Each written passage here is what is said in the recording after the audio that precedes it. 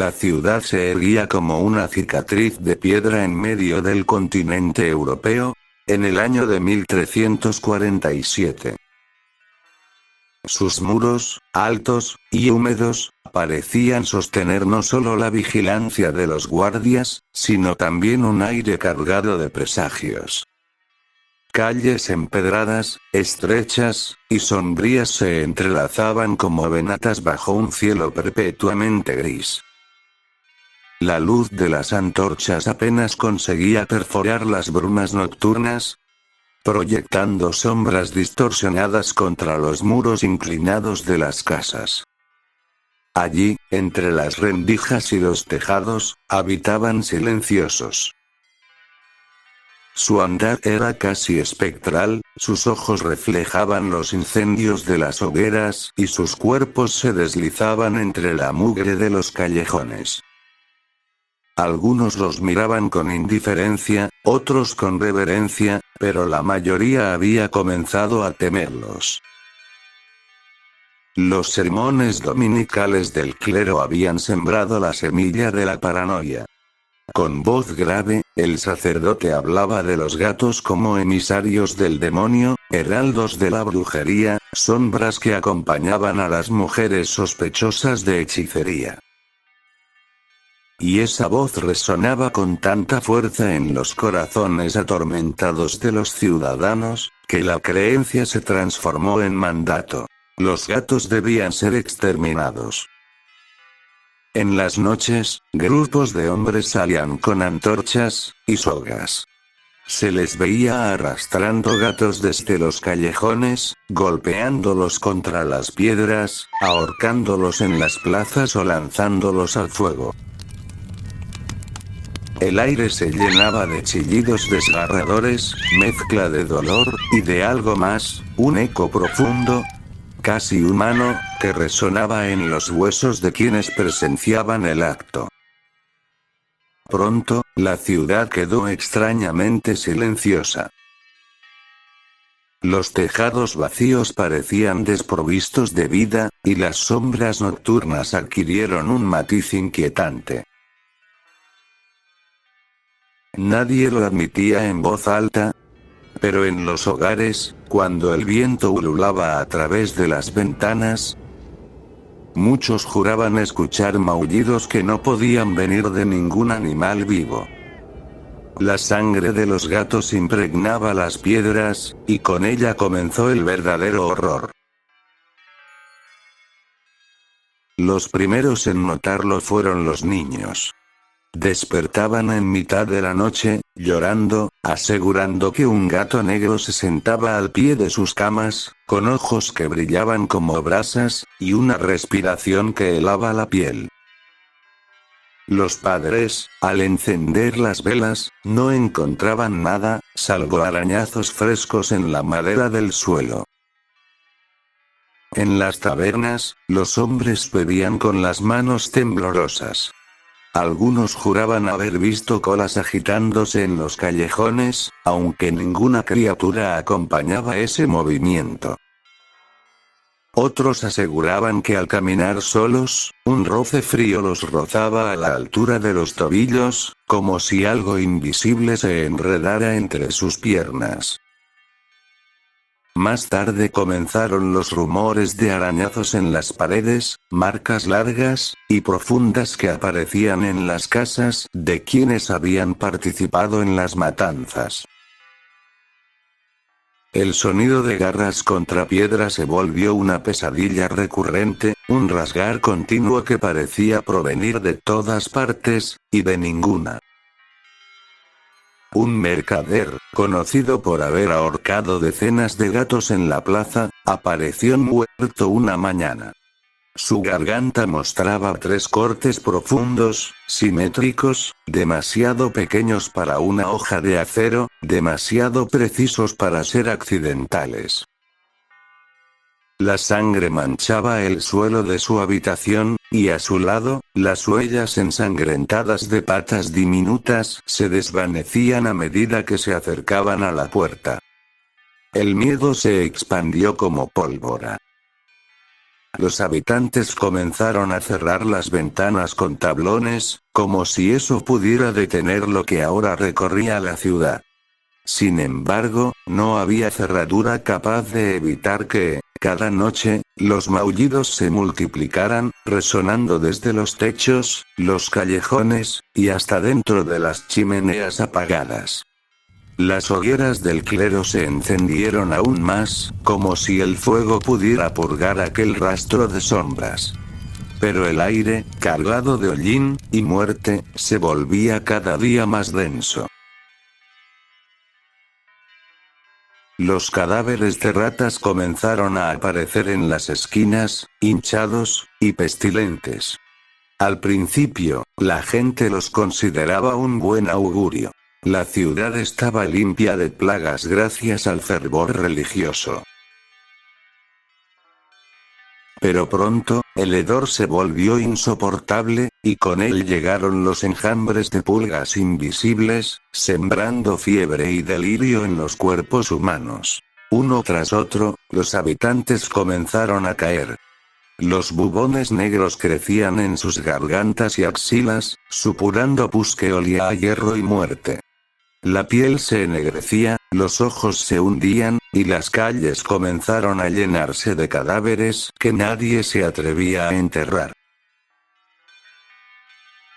El miedo al demonio se transformó en algo peor. Miedo a la muerte inevitable. Las campanas repicaban día y noche, llamando a la plegaria, pero sus ecos eran devorados por los gritos de agonía que provenían de las casas. Fue entonces cuando los fenómenos paranormales alcanzaron su punto más cruel. Los enfermos, en sus delirios, decían ver decenas de gatos alrededor de sus camas. Sus ojos brillaban en la penumbra, acechando, inmóviles, como jueces silenciosos. Algunos afirmaban sentir garras desgarrando su piel, aunque no hubiera heridas visibles. Otros aseguraban escuchar susurros, como un ronroneo inverso, grave y sepulcral, que repetía en un idioma incomprensible lo mismo una y otra vez. Los cadáveres en descomposición eran hallados con marcas de zarpas en sus rostros, y muchos velorios se interrumpían cuando los asistentes juraban ver una sombra felina saltar sobre el ataúd. El terror psicológico devoró la ciudad más rápido que la peste misma. Nadie dormía. Todos esperaban el momento en que aquellas criaturas, reales o espectrales, regresaran para cobrar la deuda de sangre. El clero, incapaz de contener la histeria, organizó procesiones nocturnas.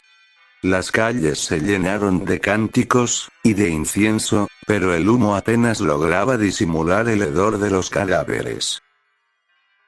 Los sacerdotes gritaban oraciones, mientras los fieles caminaban descalzos, sangrando, como si el dolor físico pudiera redimirlos.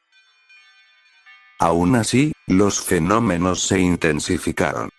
Las sombras de gatos comenzaron a proyectarse en las paredes, incluso en habitaciones iluminadas. Las campanas de las iglesias se movían por sí solas, emitiendo un tañido fúnebre sin que manos humanas las tocaran. Y en las noches más frías, los maullidos se mezclaban con risas huecas, deformes, como si algo en lo profundo del aire se burlara de los vivos. Uno a uno, los antiguos verdugos de gatos fueron cayendo. No morían por la peste, sino por causas inexplicables. Algunos eran hallados con la cara arañada hasta quedar irreconocible. Otros, estrangulados por sogas que parecían moverse solas. Las familias empezaron a hablar en susurros de un juicio invisible, de un ejército de espíritus felinos que cobraban la sangre derramada. Una noche, en la plaza principal, los pocos sobrevivientes se reunieron para implorar perdón. El sacerdote mayor, con la voz rota, reconoció entre sollozos que los gatos habían sido protectores y no demonios. Su presencia mantenía a raya a las ratas, verdaderos portadores del mal. Pero ya era tarde. La ciudad era un cementerio abierto, y las sombras que maullaban no se desvanecían. Los que quedaban sabían que habían invocado algo que no podían detener. La condena de su propia superstición. La peste siguió su curso, reduciendo a la ciudad a un espectro de lo que alguna vez fue. De los cientos de habitantes, apenas quedaron unos pocos, demacrados y paranoicos. Entre ellos, una mujer decidió tomar un rumbo diferente. Al encontrar un gato sobreviviente, escondido bajo un mueble de madera podrida, lo levantó con ternura, y lo llevó a su casa. Fue la primera en romper el círculo. El gato, delgado y asustado, comenzó a recorrer su hogar. Y pronto, las ratas desaparecieron. El hedor menguó. Los maullidos espectrales se apagaron. No había redención, pero sí un silencio menos opresivo, como si las almas de los gatos hubieran aceptado el gesto como un reconocimiento tardío. La noticia se propagó entre los pocos sobrevivientes. Los gatos eran la llave, los guardianes. Poco a poco, quienes hallaban uno lo acogían con reverencia, alimentándolo, y dejándolo dormir junto a ellos. La paranoia cedió lugar a una superstición nueva. La certeza de que un gato en casa era un muro contra la oscuridad. Con los años, la memoria del terror se convirtió en mito. Nadie habló en voz alta de los maullidos nocturnos, ni de las garras invisibles que habían desgarrado la ciudad. Se decía que la peste había sido castigo divino, pero entre susurros corría la verdadera historia.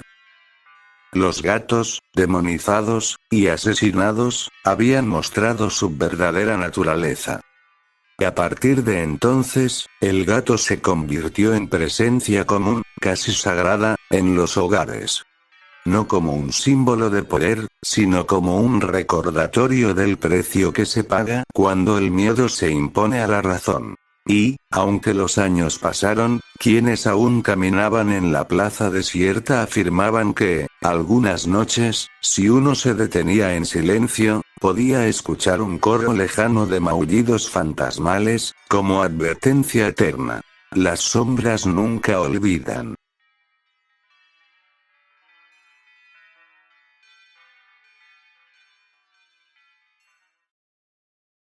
No olvides suscribirte, dar me gusta, y comenta. Si te ha gustado el relato.